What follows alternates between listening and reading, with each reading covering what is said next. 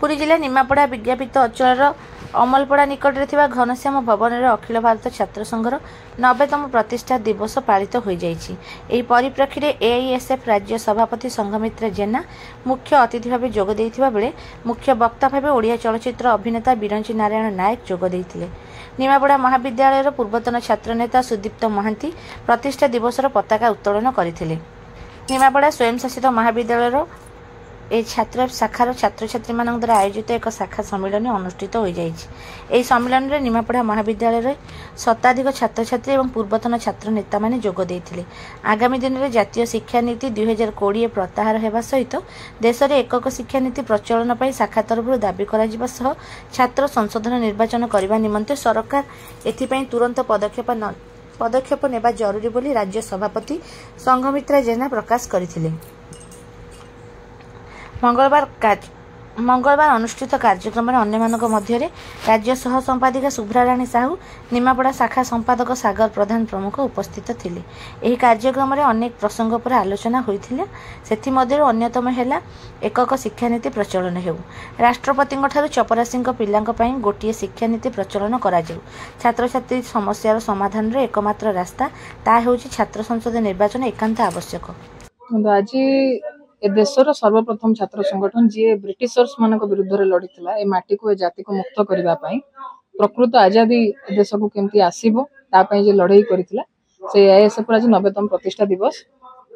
कला इंग्रेज अच्छी गोरा इंग्रेज पड़ेले जो स्लोगान एआईएसएफ दिए, तब लड़े थे गोरों से अब लड़ेंगे चोरों से।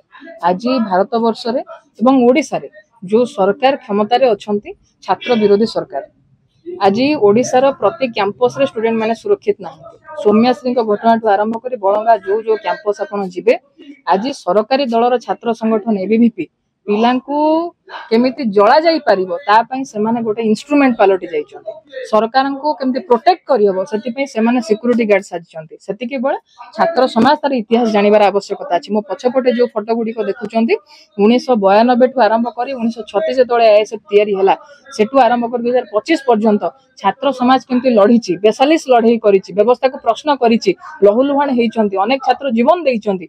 आज आमे को भली शिक्षा व्यवस्था तयारी करिछि, धनी पई गोटे प्रकार शिक्षा, गरीब पई गोटे काहे गोटे प्रकार शिक्षा। एआईएसएफ रो लढाई राष्ट्रपति हो कि चपरासी हो समस्त पिला गोटे प्रकार एजुकेशन पाइबे।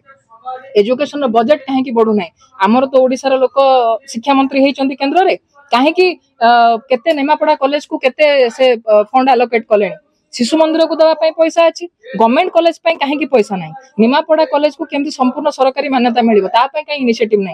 यही निमापड़ा जीतिकी जाकि तो उपमुख्यमंत्री होती सेठी केते नुआ हॉस्टल तैयारी पई आपण व्यवस्था करिसंती, केते गोटे पिला माने बाहर सहर रे थिबा बड़ बड़ यूनिवर्सिटी कॉलेज लेवल रो काहे कि निमापड़ा कॉलेज हबो नै। ए प्रश्न निमापड़ा कॉलेज रो पिला आज शाखा सम्मेलन रे उठैचंती जे आमे गरीब घरे जन्म होइछि बोली आमे पाठ पढिबु नाही, आमे डाक्टर होबार, इंजीनियर होबार, आईएएस होबार स्वप्न देखि परिबु नाही। ए व्यवस्था को बदलाया पई पड़िबो। जो विगत दिन रे कहबा कि अनेक आंदोलन ने आपण जड़ित रहिछन्ती, संगठन मध्ये जड़ित रहिछि। एबे जो नारी निर्यातना प्रत्येक दिन रहउछि आपि कोन आगु कार्यपंथा आपण बोली भाबिछो नै? कार्यपंथा हमर कंटीन्यूअस एफर्ट चलीछि। आमे कैंपस जतबेले सौम्याश्री घटना घटिला ता पूर्वर मध्य आमे केमती रैगिंग रोका जाय पारिबो ता पई ओडिशा विधानसभा आईन आसु ता पई आमे उच्च शिक्षा मंत्री को भेटितलु, रास्ता रे आंदोलन मध्य करिछु।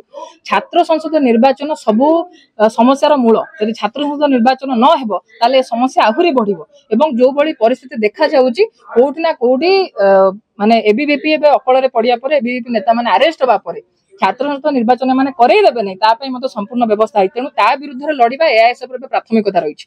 आमे केमते छात्र संसद निर्वाचन हम राज्य रे करैबु, एजुकेशन को नै जहा समस्या अछि प्रति कॉलेज रे 40 रो 50% पोस्ट वैकेंट पड़छि, टीचर मानक पोस्ट, नॉन टीचिंग स्टाफ मानकर पोस्ट वैकेंट पड़छि। साधारण दलित पछुआ वर्ग रो गरीब श्रेणी रो तांको पिला माने सरकारी शिक्षानुष्ठान को जांती। तेणु एमाने धीरे धीरे सरकारी शिक्षानुष्ठान को पंगु करी कोचिंग सेंटर पर पिला को डिपेंडेंट करेबे, घरोई शिक्षानुष्ठान पर डिपेंडेंट करेबे, ता विरुद्ध रे लड़िबार आवश्यकता अछि। एवं जो जातीय शिक्षा नीति को अनडेमोक्रेटिक वे रे ए देश ऊपर लदी दिया जायछि, राज्य ऊपर लदी दिया जायछि। जो तमिलनाडु तांकर स्वतंत्र शिक्षा नीति आनी पारछन ताले ओडिशा काहे स्वतंत्र शिक्षा नीति आनीबो नै, ता पई छात्र समाज को एकजुट पई आमे आह्वान दउछु। आमे रास्ता रे लड़ाई करिवु जेमिति ब्रिटिशर्स को एटु तड़ीथिलु ए माटीरु, सेमिति आमे ब्रिटिशर्स मानकर सतेबेले जे गोलामगिरी करूथिले, चामचागिरी करूथिले, आज क्षमता रे अछन सेमानकु मध्ये आमे गादिरु।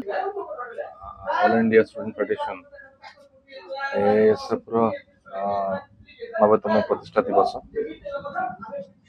छात्र जीवन में आमर आरंभ छात्र संघर्ष अनुष्ठान आज युवपीढ़ी पिला मन में उत्साह दबा छात्र जीवन कौन छात्र जीवन में तुम अनेक छात्र मान संगठन अनुष्ठान कौन कर समाज केमी सुधार आनी केते सकारात्मक होगी समाज सुधार आनी से उद्देश्य नुआ जेनेरेशन पिला पाखे बार्ता रखापी छात्र ही समाज दर्पण से सब जिते बड़े जहाँ छात्र तार विक्षोभ रखी अनेक असफल जिनस भी सफल कर छात्र नेता मान छात्र छात्री मान तेणु जहाँ भी